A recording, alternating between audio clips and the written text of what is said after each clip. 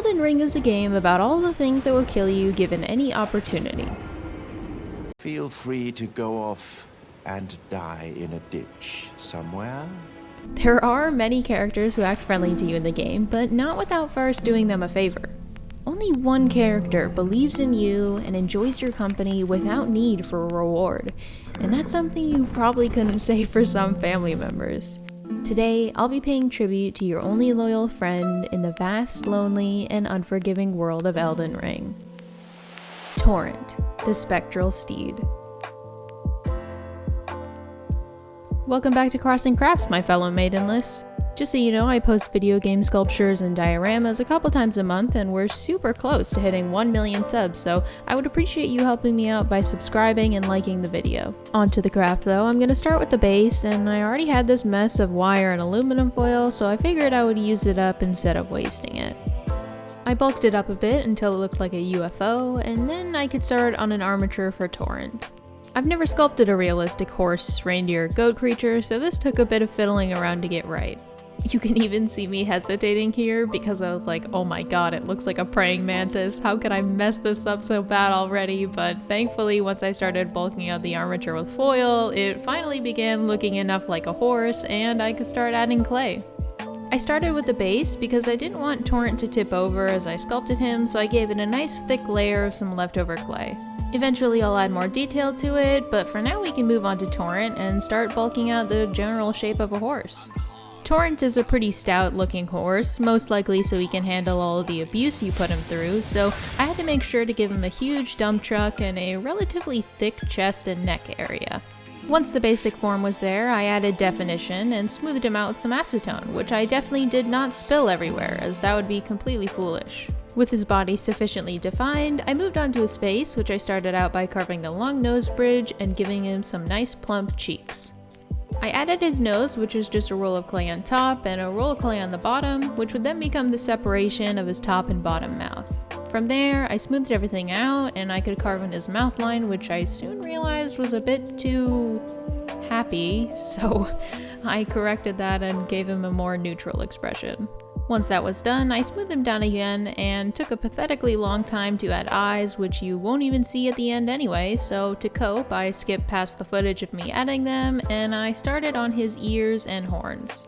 Later, I actually changed these because I really didn't like them after I looked at them for a while. This sculpture definitely challenged me, so during the process I made a lot of mistakes and I had to change them retroactively. I was trying to implement as much action into the pose as possible. I figured if he was jumping, his ears would flap back a little bit, so even though the features didn't end up in the final sculpture, I do appreciate the thought behind them. Now that we have Torrent's naked DLC costume, we're gonna start adding his fur. In my last video, I sculpted Totoro, so go watch that if you like Studio Ghibli, but I feel like my fur could have been a bit better, so this time around I decided to try out a new technique. I brushed on a thin coat of Bacon Bond before I added a bunch of small rolls and pieces of clay, which will eventually stimulate tufts of fur. Tufts of... Okay, anyway. This part helped me clearly see which direction the fur should be going before I started texturing, which was a great reminder as I sculpted. It was a bit tedious, especially when I got to the areas that were harder to reach, where I had to make smaller and smaller rolls of clay, but once half of him had been covered, I decided to start texturing the pieces to see what it looks like. I used a wooden tool to add short lines on all the bits of clay, blending them into each other, where I could then do a tiny little test patch of acetone to see how the final product would look. And wow! I really liked it, so while I had it out, I finished this half before repeating the exact same process everywhere else. Now that I was no longer a complete noob with this technique, the rest of him got a swift hair transplant. It used up most of my clay, but I was really happy that I tried something new and it worked out, so now we can correct my sins and fix his ears and horns. I didn't like the horns because they were way too wide, almost like a longhorn bull, and I didn't like the ears because they looked like they belonged on a basset hound. So I sculpted the wrong animals at first, but I shortened the ears and I made the horns more upright. This paid off because now it looks like Torrent and not the final secret boss, grafted Torrent. With the hair on his body looking good, I can move on to his mane and tail. I started the tail with really small, skinny strips of clay, but soon realized it was a lot easier to just add big globs of clay and carve away the excess. Once I had a general shape I was satisfied with, I added in the smaller details. And with the tail on, I could give him a good bonk to add his mane. Torrent has several layers of burlap, pads, and other leather accessories, so I'll be building from the ground up using an assortment of stuff like scrap fabric, faux leather, and twine. Using these, I can make impressions into the clay that makes it look like real fabric when it's painted. And as we can see here, Torrent first has a layer of burlap, a pad for under the saddle that's part fabric, part leather, and above that are the straps which connect his reins and his pouches. With this all in mind, I'm going to use the red scrap fabric I showed earlier to make the layer of burlap, to which we'll add those little frayed ends a bit later, and then I can measure out the second layer to fit on top. Between each layer I add some bacon bond, that way I don't have to press down too hard and ruin the impression the fabric made.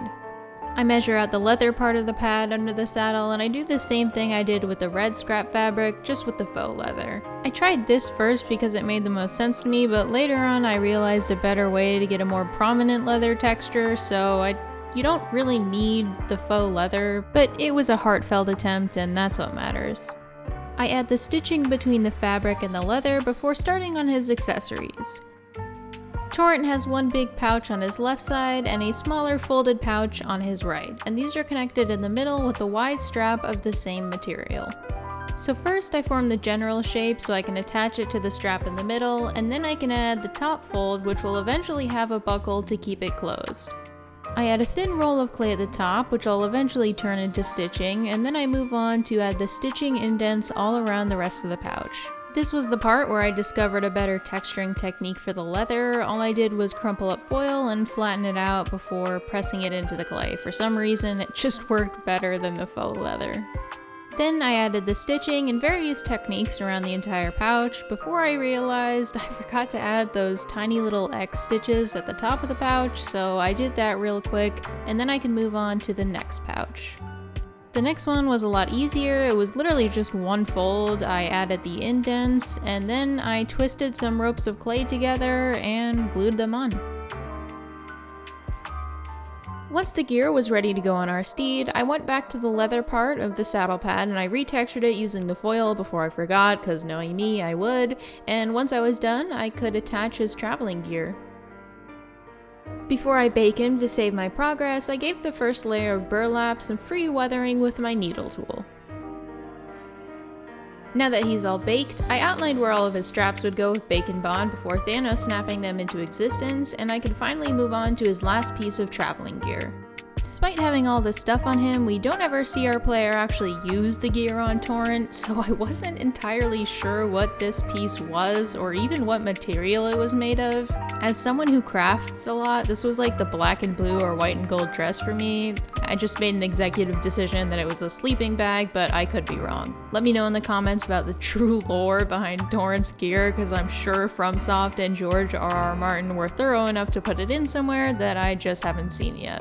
Moving on from that, we can give him a proper saddle so his back can support your huge ass wearing the Radon armor set. The last thing to do before we can begin painting is make the base look a bit more like a rock, so I'm just adding bits and bobs of various textures and cuts to a thin layer of fresh clay that I put over top. We have officially finished the clay part of the sculpture, so give yourselves a round of applause, and now we can begin the painting.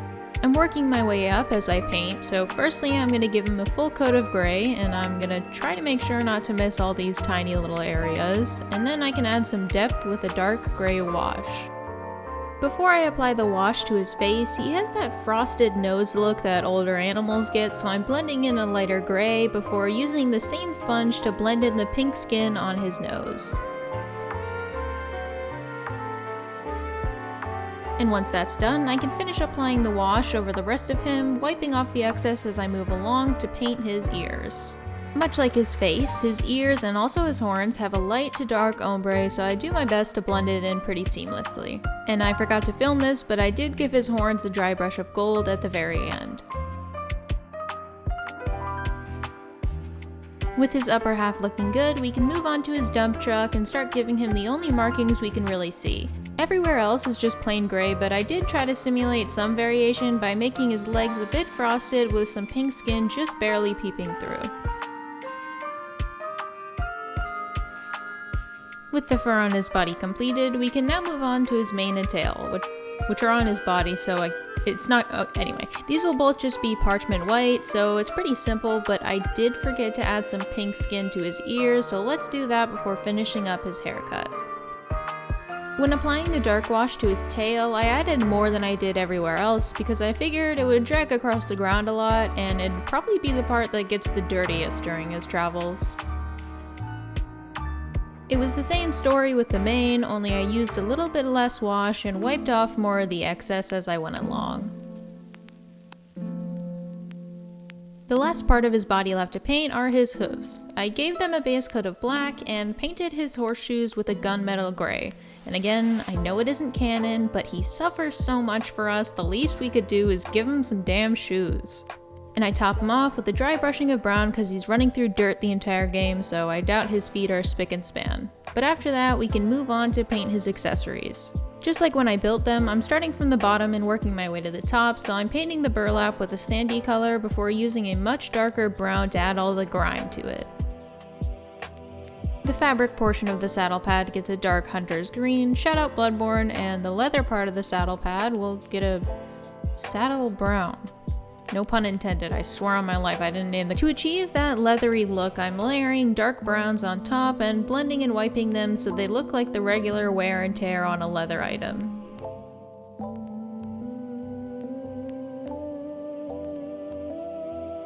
Once that's done, I can clean up the stitching between the two portions with a beige color and move on to the saddle itself. The saddle is a much darker color, so I'm starting off with a light brown, however this will all but disappear as I layer much darker espresso colors over top.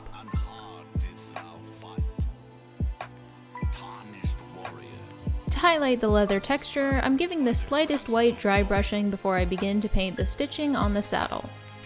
The leather accessories are up next, and I repeat the exact same process that I did with the saddle pad. A light orange brown layered and smudged with darker browns until it looks like real leather.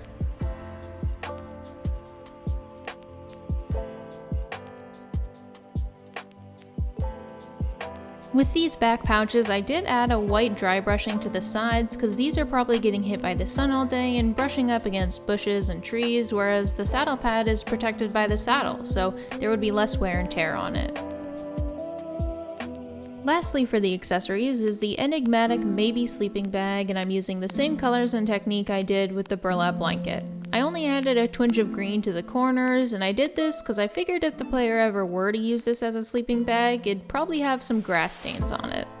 Now we can move on to the reins, which were pretty straightforward. I painted them all a brown about as dark as the saddle, and then painted the buckles and rivets with a base coat of gray.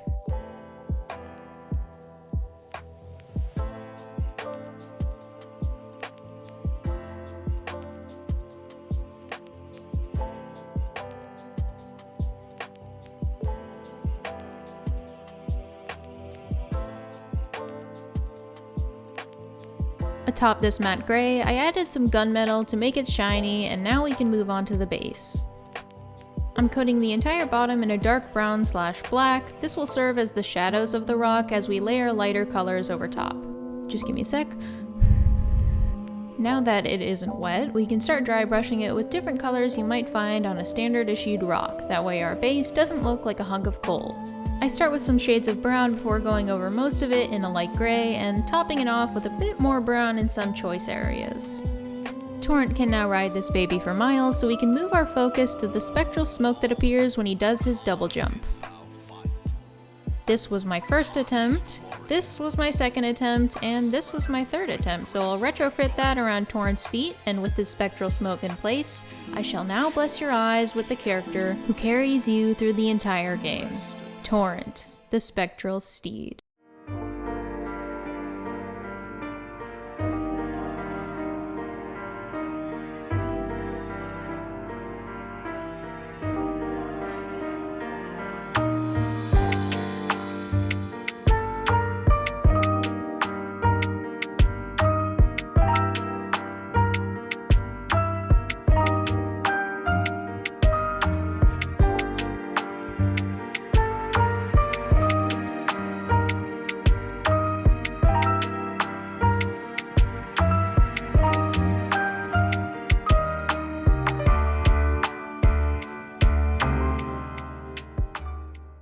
wow, you made it to the very end. I had so much fun with this build, and Souls games aren't my usual choice when I play, but I really fell in love with this one and its community over the last couple weeks, and I wanted to share this with all of you.